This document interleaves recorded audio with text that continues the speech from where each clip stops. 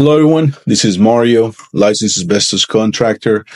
Today, I received a call. Oh, first, I received an email from one of the people I went to school with, and then this person, which is kind of sad, but he said that his daughter is buying a home or a house, and this house has popcorn ceilings.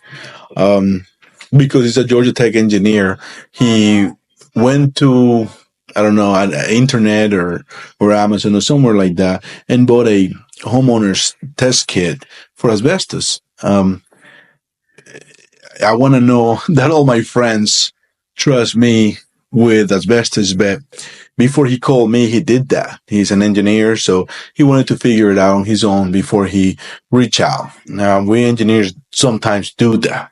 So he went, bought a test, and then took a sample of the popcorn and sent it to a lab.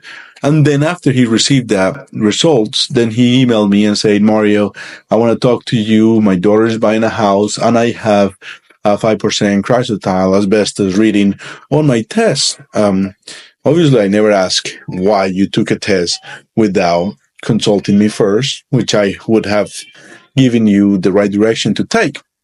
That being said, he said, Mario, what I need to know now is how much it's going to cost for this popcorn that contains asbestos to be removed out of this home.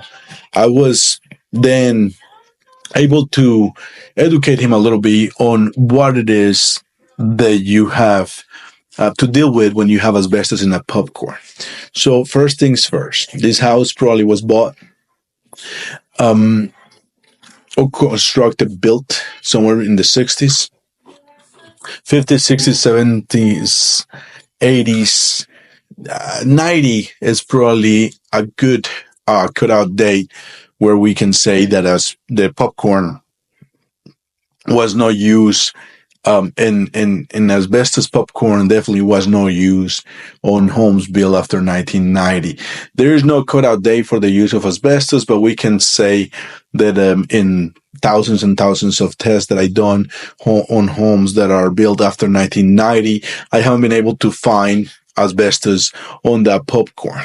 Okay, so then I went on to say, whenever you have asbestos in any material, meaning popcorn, drywall, joint compound, HVAC tape, flooring, window glazing, window caulking, roofing material, pipe insulation, roofing felt, siding, even concrete foundation. So any of these materials that test positive, there is a larger chance or a larger risk of other materials in your home testing positive for asbestos.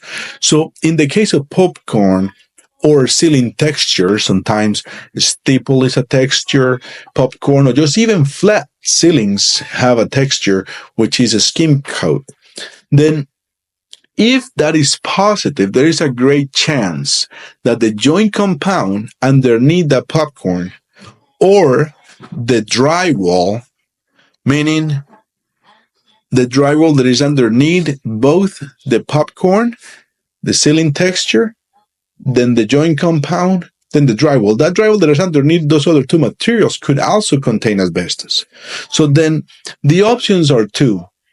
One is to remove the popcorn and then finish the ceiling under containment by licensed asbestos contractors.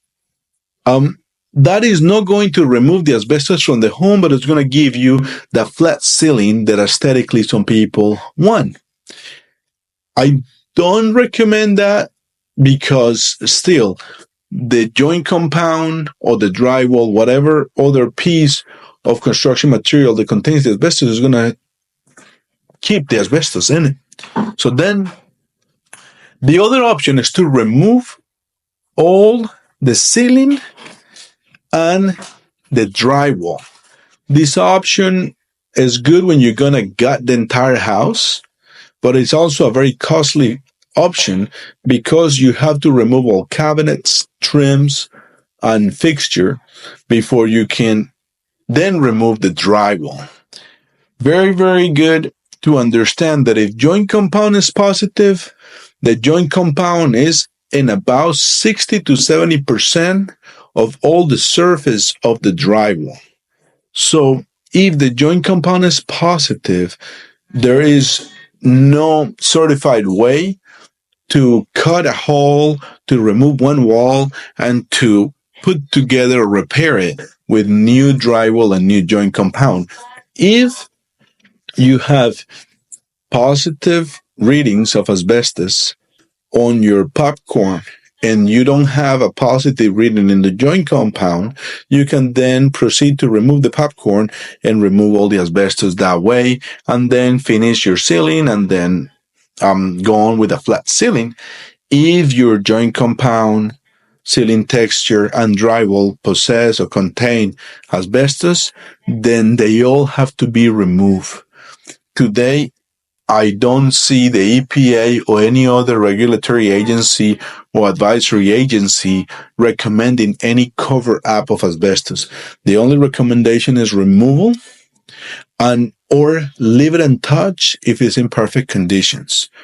Refer to the EPA for some more information on what to do if you find asbestos, but it is important to understand that covering up asbestos is not a good solution, and it definitely does not solve the issue of having asbestos.